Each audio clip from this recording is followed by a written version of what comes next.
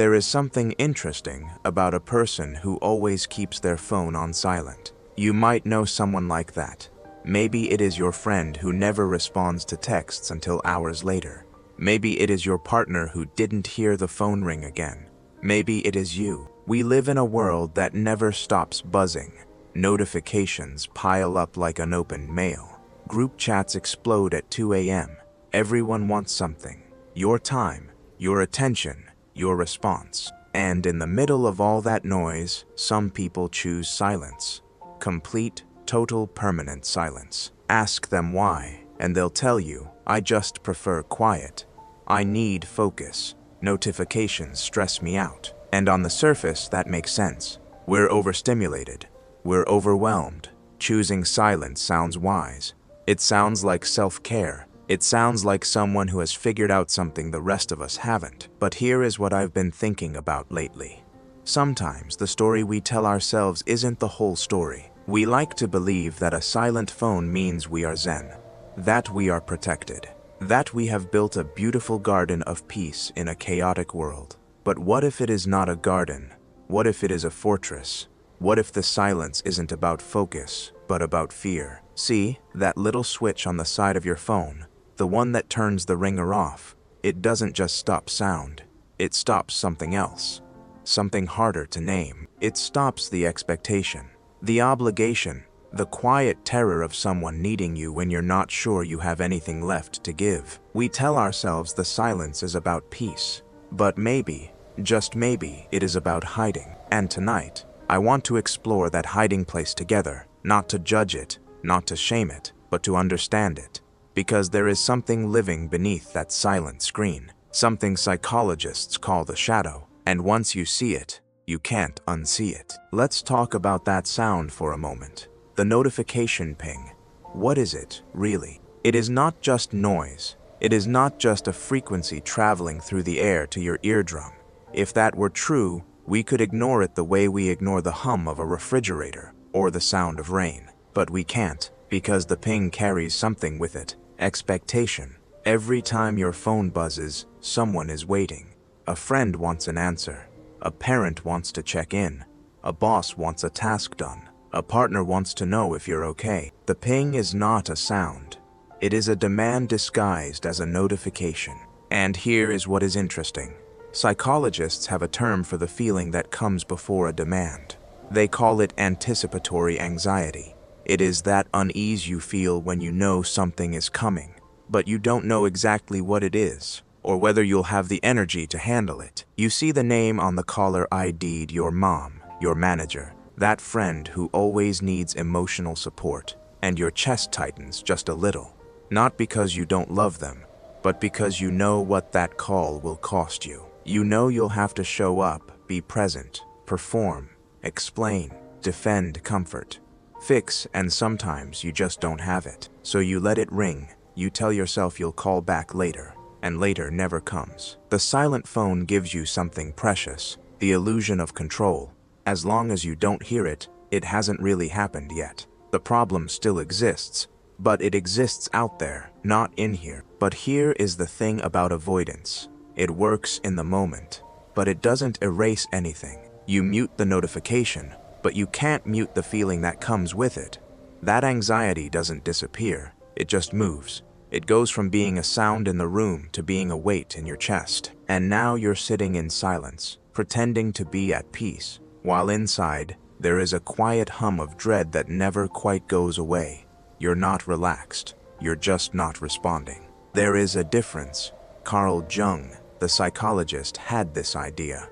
He called it the shadow. The shadow is everything we don't want to see in ourselves. Not because it is evil, but because it is uncomfortable. It is the parts of us we learned to hide. The feelings we were told weren't acceptable. The impulses that don't fit the person we're trying to be. We like to think of ourselves as good people, kind, available, responsible. The kind of person who shows up when someone needs them. But in the shadow, there is another version of us. The version that thinks, I don't want to deal with this right now. The version that thinks, why does everyone need something from me? The version that thinks, I just want to be left alone. And here is the thing. those thoughts aren't evil, they're human. They're the voice of someone who is tired, someone who is overwhelmed, someone who has limits. But we don't know how to say that out loud. We don't know how to say, I can't be there for you today. We don't know how to say, I need space. We don't know how to say no. So the phone says it for us. The silence becomes a messenger. It delivers a message we're too afraid to speak ourselves. I am not available. But here is where it gets complicated. Because we tell ourselves this silence is a boundary. We say, I'm protecting my energy. I'm practicing self-care. And sometimes that is true. Boundaries are real. Self-care is real. But sometimes, and this is the uncomfortable part, it is not a boundary. It is avoidance dressed up in good intentions. A boundary is something you choose consciously. You say, I am available between these hours. I can talk, but not right now. I love you, but I need rest. Avoidance is different. Avoidance is hiding behind the silence. It is letting the phone take the hit so you don't have to. It is pretending you didn't see the message so you don't have to admit you didn't want to reply. You didn't set a boundary, you just hid behind a silent screen. And your shadow knows. That part of you that is tired, that part of you that wants to say no but doesn't know how, it watches and it learns. It learns that you can't handle confrontation. It learns that your needs have to stay hidden. It learns that the only way to protect yourself is to disappear. That is the cost of the fortress. It keeps others out, but it also keeps something in, and that something is the part of you that never learns how to say what it actually feels. Here is what no one tells you about living inside a fortress. It keeps things out, but it also keeps things in. And over time, the walls you built to protect yourself start to feel like a prison. Let's talk about what happens when you stay on silent, not just for hours, but for weeks, months, years. The first thing you notice is that people stop reaching out. Not because they're angry, not because they don't care, but because they've learned. They've learned that you don't respond quickly. They've learned that texts go unanswered. They've learned that calling you feels like shouting into an empty room. So they stop, and at first, that feels like relief. Less noise, less demand, less pressure. But then something shifts. You start to notice that no one checks on you anymore. The birthday texts don't come. The just thinking of you messages stop. The invitations to dinner, to coffee, to conversation, they quietly disappear. You wanted space. You got it. But space, when it stretches too long, becomes something else. It becomes isolation. Psychologists have a term for this. They call it emotional availability. The ability to be present for someone else, to respond, to connect. And here is the truth about emotional availability.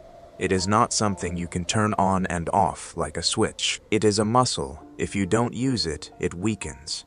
When your phone is always on silent, you're not just avoiding noise. You are avoiding responsiveness. And responsiveness is how relationships breathe.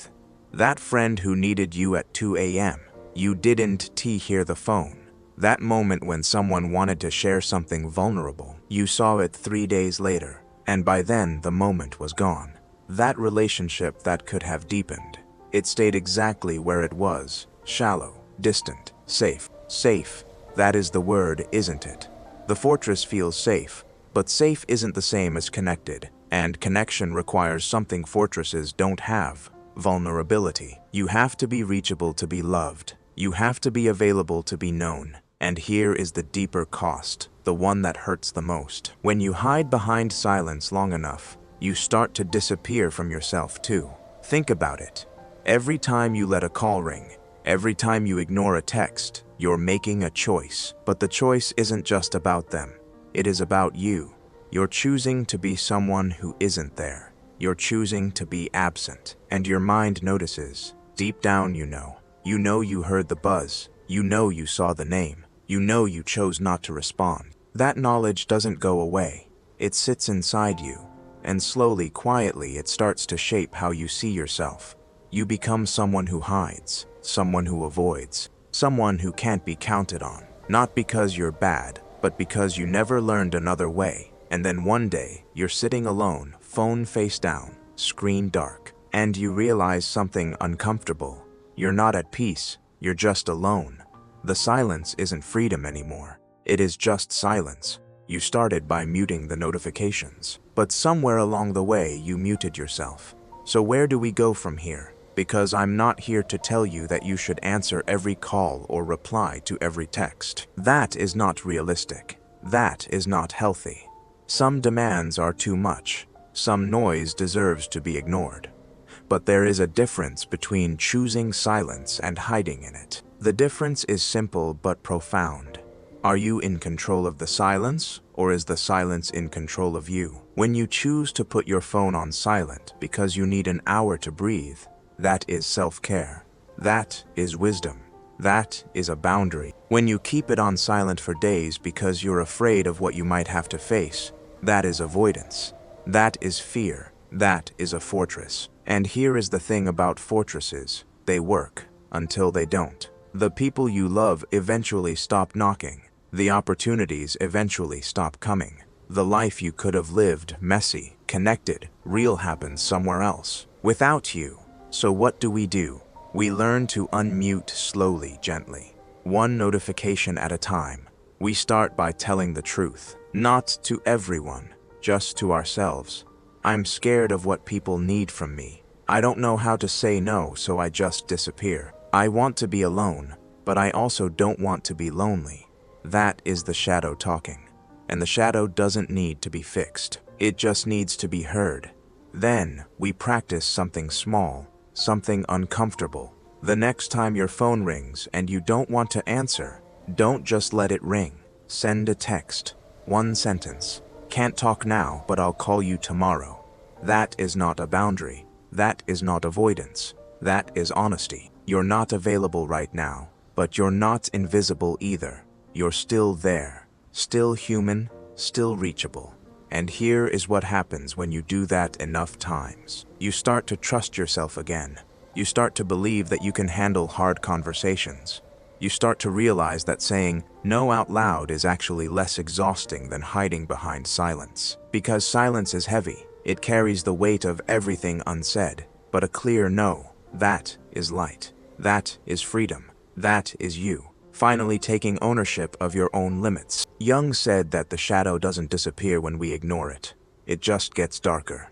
But when we bring it into the light, when we admit, yes, sometimes I don't want to be available, it loses its power over us. You don't have to be available to everyone. You just have to be honest with yourself about why you're not. So here is my wish for you tonight. One day, you won't need to hide behind silence. You'll be able to say no out loud. You'll be able to say, I need space, without disappearing. You'll be able to hear the ping and feel nothing but choice. Not fear, not dread, not the urge to run. The phone will ring, and you'll decide, not because you're hiding, but because you're free. And that is the difference between a fortress and a home. A fortress keeps the world out. A home has doors, and you get to choose when to open them.